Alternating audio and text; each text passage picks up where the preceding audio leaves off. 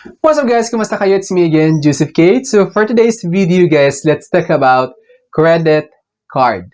So what is credit card guys? Ano nga ba yung meron sa credit card? Paano ito gumagana? Paano ito gamitin? At the same time, bakit nga ba uso itong credit card na to? Ano yung mga dapat yung tandaan kapag balak yung kumuha ng credit card? At the same time, ano yung kaibahan nito sa debit cards? Kasi aside from credit cards, di ba, naririnig nyo rin yung debit cards. So, ano nga ba yung kaibahan ng credit card at saka debit cards? Pero bago yun, nais muna kitang ibitahan na mag-subscribe sa YouTube channel ko kung bago ka pa lang kasi marami pa po akong isi-share ng mga tutorials, knowledge, and experience of mine in the future.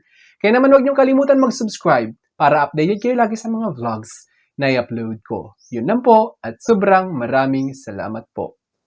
So, as you can see guys here, a credit card is a payment card issued by banks or financial institutions that allows you to borrow funds up to the pre-approved limit to pay for goods and services. It acts as a short-term loan if you pay the full balance by the due date. You pay no interest, but if you carry a balance, interest charges or APR apply. So ano nga ba yung ibig sabihin na to guys? Isa-isahin natin para maintindihan nyo talaga kung ano nga ba yung ibig sabihin ng credit card. A credit card is a payment card issued by banks or financial institutions that allows you to borrow funds up to a pre-approved limit to pay for goods and services. So ano nga ba yung ibig sabihin? Yung credit card is binibigay siya ni bangko or any financial institutions which is nagpapahiram ng pera, kumbaga. That allows you to borrow funds up to a pre-approved limit. So, si credit card guys, is meron siyang siniset na limit si issuer or si lending company or si bangko kung anumang financial institutions yan. Bibigyan kayo ng credit limit, kumbaga, from the word itself, credit card. Ngayon, si bangko yung maglalabas ng pera para gamitin nyo pambayad sa kung ano yung gastong bayaran, ganyan. At the same time, may sineset lang na limit, which is kapag na-reach yun, hindi na magpupush through yung transaction nyo using that credit card. It acts as short-term loan if you pay the full balance by the due date. So kasi guys, yung unang isang buwan ni credit card kapag ginamit ninyo, since utang ito loan. So pag sinabing credit card, utang or loan yung bottom line niyan. Ngayon, short-term loan lang siya kapag binayaran nyo agad yung nagastos gamit yung credit card na yon. Which is kapag hindi nyo nabayaran ng buo yung statement balance or statement of account. Kasi kapag may credit card kayo, may statement date yan. Ngayon, ipapadala sa inyo yung statement of account ninyo, doon nyo lahat makikita yung transactions ninyo, kung magkano lahat yung nagastos ninyo. Ngayon, if nabayaran nyo ng buo yung statement balance or statement of account, wala siyang interest. Ngayon, kapag hindi nyo nabayaran ng buo yun, on the next statement date, papatungan ng 3% or depende sa bangko kung magkano yung ipapatong sa remaining balance doon sa outstanding balance sa credit card ninyo or sa statement balance. But if you carry a balance, interest charges apply or APR, annual principal rates, which is, on the next billing cycle, tulad ng sabi ko, may magre-reflect na finance charge dyan. Key aspects of credit card includes, so ito yung further details about credit cards, guys. Kaya may share ko sa inyo para at least maging aware kayo before kayo kumuha ng credit card kasi may mga dapat kayong malaman. Revolving credit. You can spend up to your credit limit, repay it, and spend it again. Revolving credit, di ba? Binigyan kayo ng credit limit, ginastos ninyo, naubos.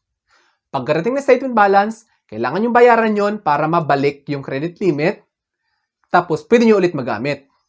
Kasi kapag swipe kayo ng swipe, gamit ng credit card niyo, tapos wala kayong bayad-bayad, magpa-pile up yung interest charges. Ngayon, masususpend yung credit card niyo kapag hindi nyo talaga binayaran yan. Then, magkakaroon kayo ng bad record sa credit company. Hindi lang sa credit company na yon, sa buong financial institutions. It's because kapag may hindi kayo binayarang utang sa credit card, magre-reflect yung record nyo sa pangalan na may hindi kayo binayarang utang. So the moment na mag-apply kayo sa ibang financial institutions ng credit card or loans, any loans basta it involves utang, hindi kayo maa-approve hanggat hindi nyo nasisettle yung utang mo na yon. Credit limit, the maximum amount of money you can borrow at one time. So si credit card is may credit limit na sinasabi. Like for example, 100,000. Binigyan kayo ni bangko or ni financial institutions ng 100,000, yun lang yung pwede nyong spend. Ngayon, kapag lumagpas kayo doon, may ibang bangko na nagcha-charge ng over-limit fee. Kasi lumagpas kayo sa binigay nilang credit limit. May ibang bangko naman na hindi nagcha-charge ng over-limit fee. Pero may ibang bangko na nagcha-charge ng over-limit fee like East West.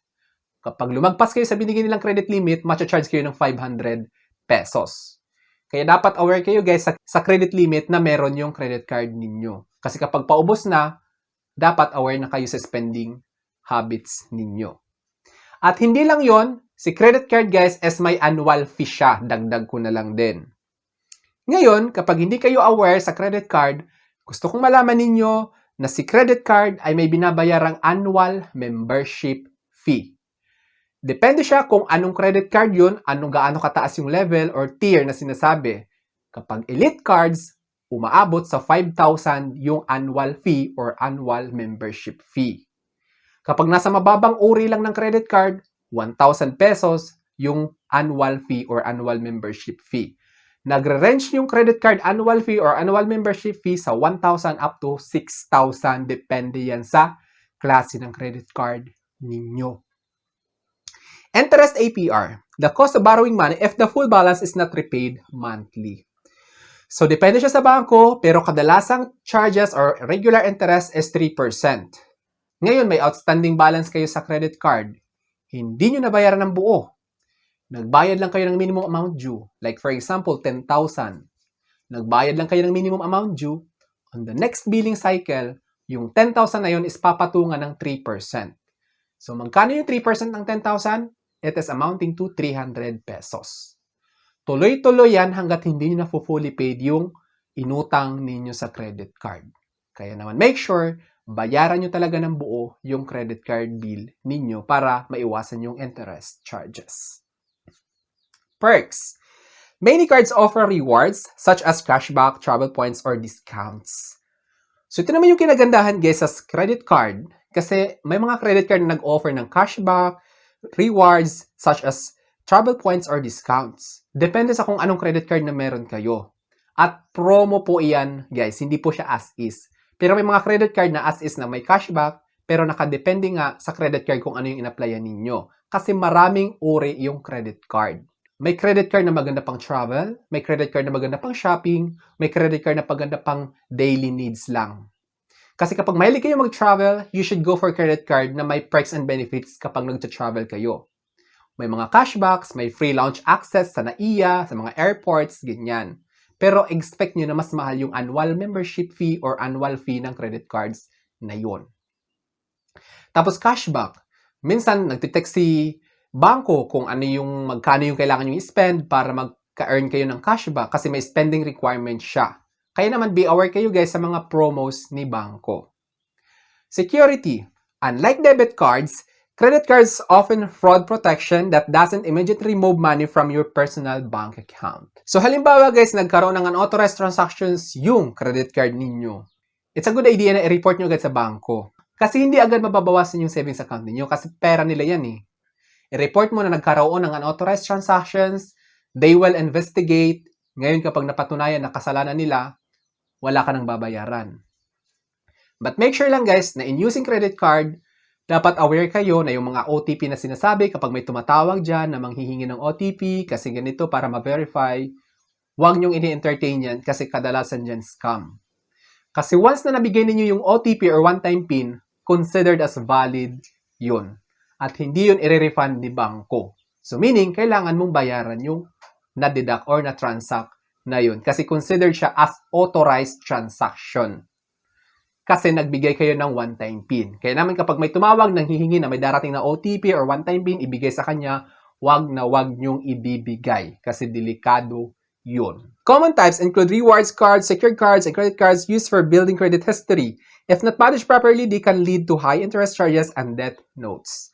So, tulad na sabi ko kanina, kapag hindi nyo nabayaran yung credit card bill ninyo, mapapiled up yung interest rate, tuloy-tuloy yan at malulubog kayo. Pero kapag naayos nyo naman, marunong kayo gumamit ng credit card, magkakaroon kayo ng mga perks and benefits in using that credit card. Kaya naman, before kayo kumuha ng credit card, make sure to study further about credit card, how does it work, at saka kung paano maiwasan malubog sa utang sa credit card. So I think that's all for now. Sana may na-share ako. Don't forget to subscribe for my videos. It's me again, Joseph Kate, that says, we don't have cash because we go for cashless transactions. Bye-bye!